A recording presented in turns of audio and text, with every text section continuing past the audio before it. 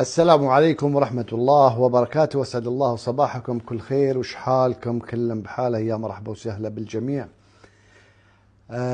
انتهت مباراة فلومينينسي والهلال بانتصار فلومينينسي بهدفين مقابل هدف واحد. على إثر ذلك يودع الهلال كأس العالم للأندية من دور الثمانية، وفلومينينسي يصل إلى الدور نصف النهائي. في بادئ الأمر المباراة تحتاج إلى كلام وحديث عنها، وهارد لك لجماهير الهلال في أرجاء العالم على الخروج. كنا نعشم النفس الليلة بالتأهل، وكنا قلبا وقالبا الله شاهد مع الهلال.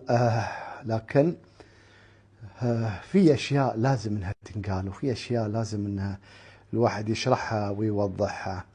فهذا في بداية الأمر، ونتكلم على عدة أمور.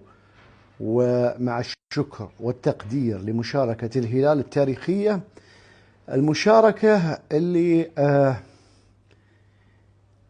بصراحة تدعو للفخر. واحد بيقول لك أعرف يعطب اللي ما يدانون المتعصبين، تدعو للفخر، نازل من دور الثمانية وهم موفرين. لا موفرين ولا يحزنون. بتكلم بواقع كبير وبصراحة.